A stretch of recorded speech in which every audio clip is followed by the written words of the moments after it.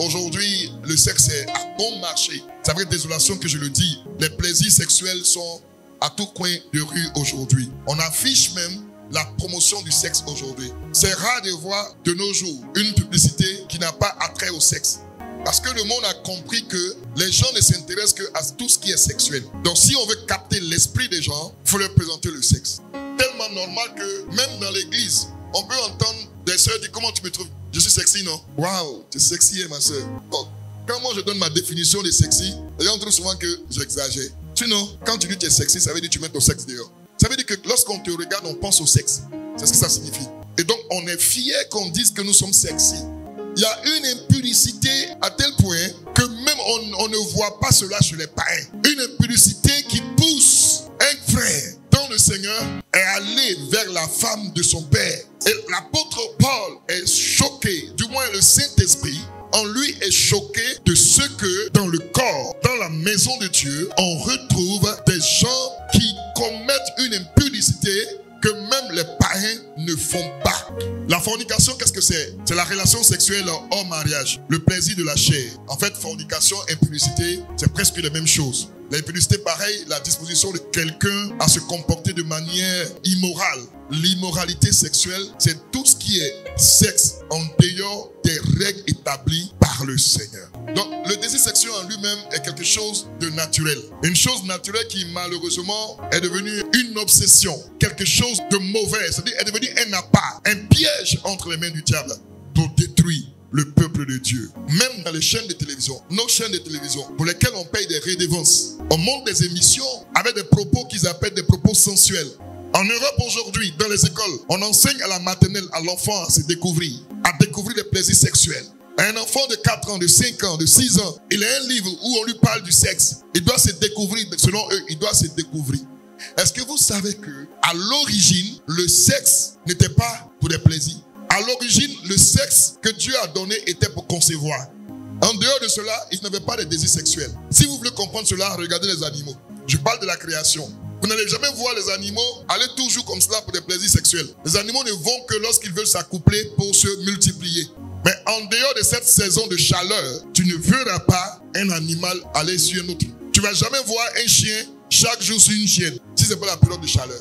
Donc, initialement, Dieu a conçu l'homme de cette manière. Les gens se multipliaient pas pour des plaisirs sexuels.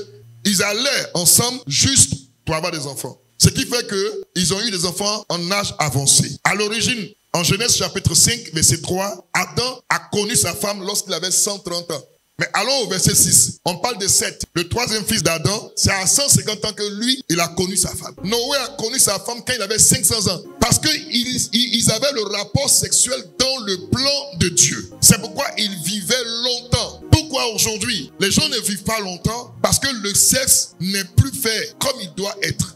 La première cause de la fornication, c'est la convoitise. Que personne, lorsqu'il est tenté, ne dise « c'est Dieu qui me tente ». Car Dieu ne peut être tenté par le mal et il ne tente lui-même personne. Mais chacun est tenté quand il est attiré et amorcé par sa propre convoitise. Puis, la convoitise, lorsqu'elle a conçu, enfante le péché et le péché étant consommé, produit la mort. Le texte dit Dieu ne tente personne. La deuxième remarque, c'est qu'on n'a pas parlé du diable. Ça veut dire que ton truc que tu as fait là, c'est pas Satan. Chacun est tenté lorsqu'il est attiré par sa propre convoitise. C'est un désir effréné de vouloir quelque chose et de posséder cette chose à tout prix. Lorsque la planification est conçue en lui, elle produit la chose, donc elle produit le péché. Maintenant, le péché ayant été consommé donne la mort. Aussi longtemps qu'on n'a pas encore eu cette chose, on n'est pas encore automatiquement dans la dose de péché. Mais lorsque les choses sont établies jusqu'à atteindre l'objectif, le péché prend forme. À la lumière de ce texte, le diable n'a même pas encore parlé. Parce qu'on entend les gens dire c'est le diable qui a fait cela, non c'est le diable qui a fait ça. Non, laissez le diable. Il faut briser la convoitise. Et pour détruire la convoitise, il faut prendre la peine de regarder des choses qui vont te nourrir et non des choses qui vont te détruire. Il y a une émission que j'ai vue une fois sur les réseaux sociaux. J'ai regardé, j'ai fouillé pour comprendre c'est quoi l'émission. Et puis j'ai compris. Je vais dire ça ici parce que je suis pasteur et c'est mon ordre d'éduquer l'église. L'émission s'appelle Yamatch. En tant que chrétien, tu ne dois pas regarder une telle émission. Ce n'est pas ton émission. Si c'est mari tu cherches, si c'est femme tu cherches, viens nous voir, on va organiser. Que d'aller dans des trucs bizarres où on te demandait qu'est-ce que toi tu aimes dans les rapports sexuels. Et toi la seule en Christ, tu as dit que moi j'aime ça. pour ne pas convoiter, il y a des choses qui ne doivent pas t'intéresser. La deuxième cause de la fornication, c'est le manque de continence. C'est lorsqu'on a eu une activité sexuelle régulière et qu'on connecte avec le Seigneur et on prend la résolution d'arrêter. Vous savez, celui qui n'a pas encore touché, il lutte facilement. Mais celui qui était comme un conducteur de sauterelle, chaque matin, il doit aller au travail. Donc pour lui, le sexe était pour chaque jour. Ça créait une habitude. Et puis Jésus l'a attrapé. Et puis Jésus lui dit, bon, faut arrêter. Donc il y a la pression qui va venir. Il y a l'envie qui va venir. Il y a toutes ces choses qui vont venir en toi. Et ça va nourrir tes pensées. Et souvent même tu es dans l'église, tu es assis, pendant que tu écoutes le message, le diable te met un film de ton dernier rapport sexuel dans ta tête. Et ça coupe ta connexion dans la prière.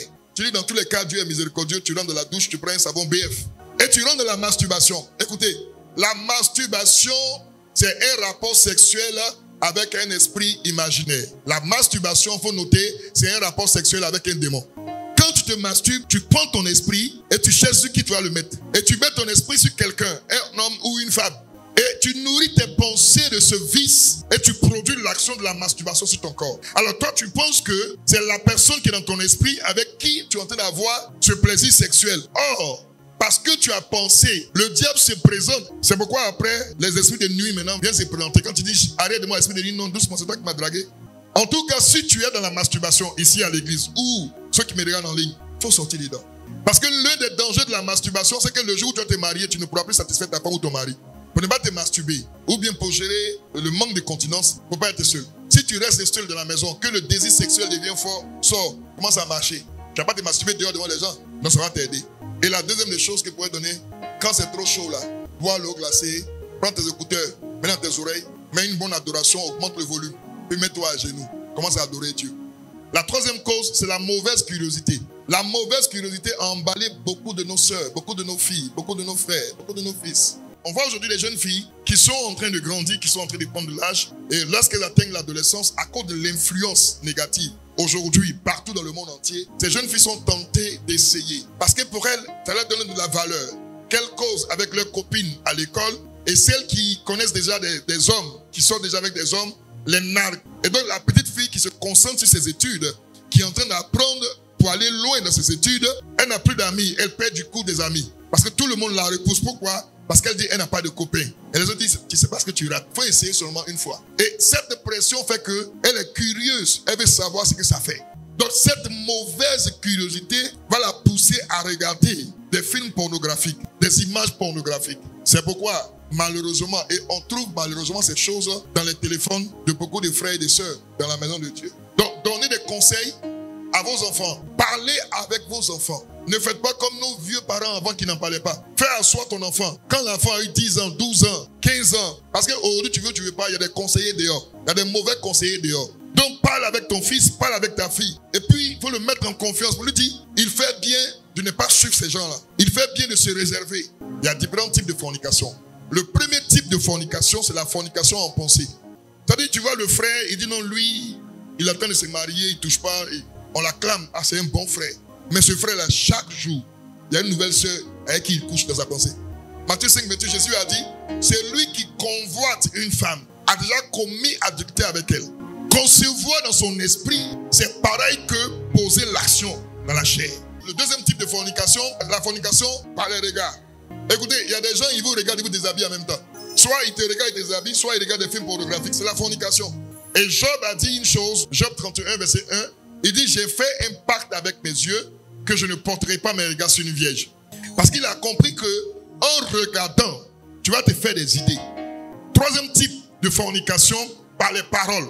C'est la fornication au travers des paroles. Vous êtes là, quand dans l'église on dit, hey, telle soeur là, telle frère là, on ne savait pas, Dieu a joué les saintes, elle est dangereuse. D'accord, pour elle là on sait. Et toi, chaque jour tu es quoi? Tu as la position, chaque jour. Quatrième, différents types de fornication, c'est maintenant par l'action du corps. Romains 6, verset 13. Ne livrez pas vos membres à l'impudicité. Le monde est tellement en train de se détruire que l'année dernière, si vous avez suivi l'actualité, c'était en Suède. Il y a eu le premier championnat européen de sexe, avec 16 critères. C'est-à-dire, de toute façon, ils sont des joueurs championnat européen de football là. Il y a championnat européen de sexe. C'est filmé, c'est à découvert. Ça a scandalisé ceux qui craignent Dieu. Mais les autres ont dit, waouh, quelle opportunité. Regardez comment le monde est devenu aujourd'hui. Le sexe qui était sacré a perdu sa noblesse. Ça a été désacralisé. La solution que nous allons donner pour triompher de la fornication, c'est de porter notre bouclier. Le bouclier anti-fornication. Un bouclier, c'est une masse de protection. C'est un blindé qu'on met dans l'armée pour empêcher de recevoir des flèches, des balles et autres. Et le premier bouclier anti-fornication, c'est la fuite. Ne joue pas le gars trop fort. Parce qu'au fait, ça ne se passe pas hors de toi. Ça se passe dans ton corps. Donc tu ne peux pas être en train de lutter contre quelqu'un alors que tu es en même temps en train de lutter contre toi-même. Parce que toi, le frère s'est déshabillé devant toi ou la soeur s'est mise nue devant toi.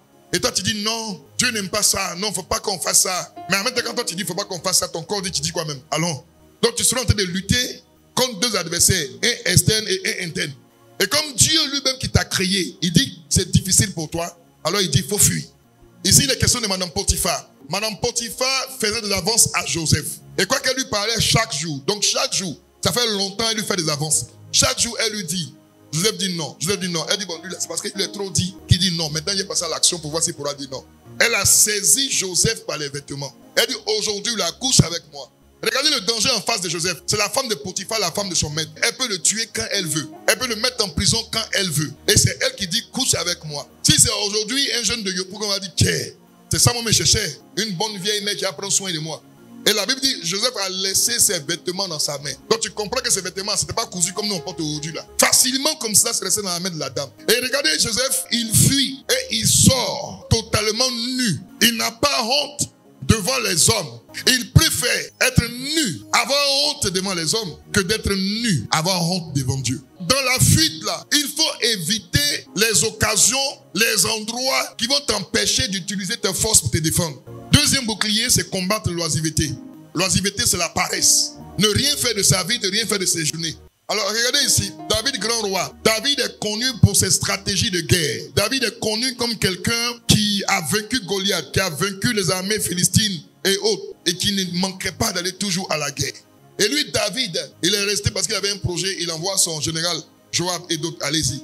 Et il est resté. Dans une cour au fond là-bas, une jeune dame qui se lave, elle aussi, elle fait exprès pour ne pas se cacher. Pour que David puisse te voir facilement comme ça, c'est que tu ne t'es pas caché aussi. Donc, David, à cause de la paresse d'aller à la guerre, va regarder la femme d'autrui. Et David va convoiter cette femme. Et il va même envoyer les gens la chercher. Et il va coucher avec elle à cause de son autorité de roi. Il va l'influencer.